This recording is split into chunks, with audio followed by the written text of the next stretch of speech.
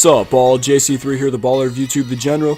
Welcome to Topic Tackle. My take for today is on how there is now no definitive argument for Michael Jordan being better than LeBron James. This may come as a surprise to many of you because you know that I have always been pro-Jordan in this debate, but with what has recently transpired, I've finally taken that step back and looked at the bigger picture to come to this conclusion. Now, before you overreact, watch this video to see what my point really is.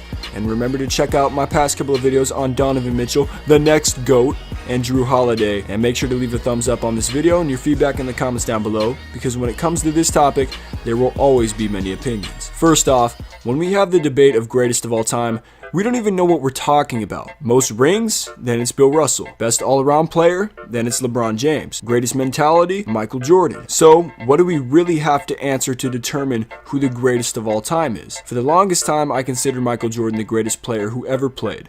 But after analyzing LeBron's career, it's hard to argue that he's not right there with Jordan. In saying this, I'm not calling LeBron better than MJ. What I'm saying is that MJ is no longer objectively better than LeBron. We could look at advanced analytics, but math is, well, math. So we'll keep it to basic stats and then defining career moments. So okay, where is LeBron right now? He's 11th in assists, Jordan is 44th. He's 59th in rebounds, Jordan is 126th. And he's 7th in scoring, Jordan is 4th. Out of the three major statistical categories, LeBron already has Jordan in 2 of them and could have him in all 3 in a couple of years. What about the playoffs? LeBron is 3rd in assists, Jordan is 10th. He's 7th in rebounds, Jordan is 36th. And he's 1st in scoring, Jordan is 2nd. We can make an excuse for Jordan that he didn't start playing in the NBA until age 21 as compared to LeBron's age 18, but how can we hold that against LeBron? Already LeBron has played in 71 more regular season games than Jordan and 49 more playoff games, and this is before he plays Boston in the 2018 Eastern Conference Finals. So by stats alone, LeBron is the GOAT, but we can't just look at stats because this is how stats can be skewed. A big knock on LeBron until recently was his lack of clutchness. Down to 3 seconds,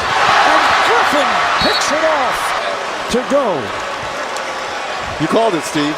They drew up a play. And then this was puzzling. You think LeBron with 6 seconds to go. These playoffs, he's hit 2 game-winning shots at the buzzer, making his all-time playoff total 5. Jordan's was 3. So does that make LeBron more clutch than Jordan? No. Jordan's iconic 1998 Game 6 jumper to win the game at the free throw line wasn't at the buzzer. Was it not clutch because it wasn't at the buzzer? Come on now. It's fair to say that LeBron and Jordan have hit their fair share of shots in clutch time to win their team games. Here's another important thing to consider. Context. Jordan played in an era where hand-checking was allowed, making the game more physical and harder for the offensive player to create space and score. The 3-ball wasn't emphasized in Jordan's era as it is now, which is obviously going to add to one's overall points scored. LeBron has had the opposite in both categories. LeBron, except for his 2007 finals run, has had to go through weaker Eastern Conference teams every year since 2011 as compared to Jordan. So in retrospect, Jordan had to endure 3 tougher rounds to make it to the finals and play opponents inferior to what LeBron has had to face in the finals. Because of this, we can't hold LeBron's finals record against him, and we can't say Jordan is better simply because he went 6-0 in the finals. Some other similarities between the two was that Jordan was, and LeBron is, a roadblock that some teams could never get past. Jordan repeatedly held the Knicks, Cavs, Heat, and Hawks from the finals, and repeatedly beat the Jazz, who were no scrubs, with Hall of Famers John Stockton and Karl Malone, in the finals. LeBron has repeatedly held the Celtics, Bulls, Pacers, and Raptors from the finals, and beat the greatest team ever in the regular season record-wise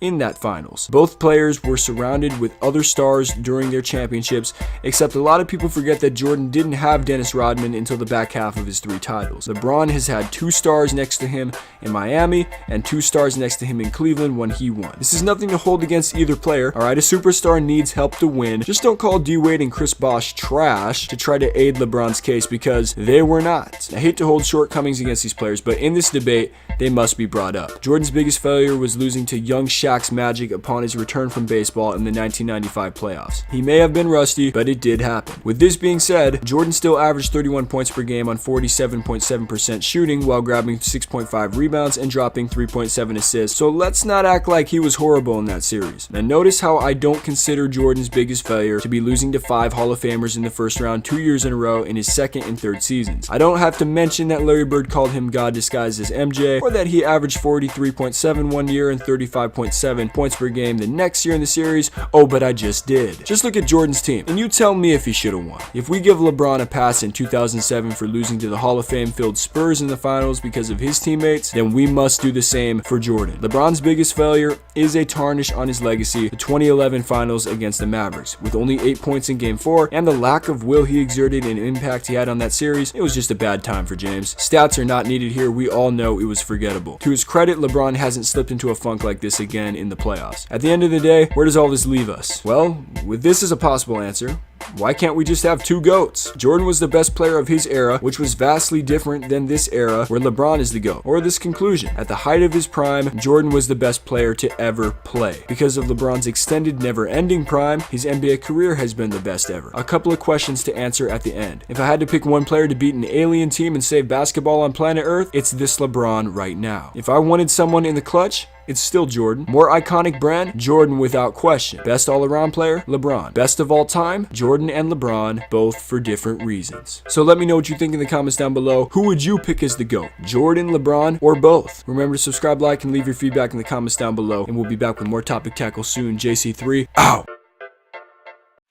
Count it up, count it up, count it up, count it, count it up, count it up, count it up, count it, count it up, count it up, count it up, count it.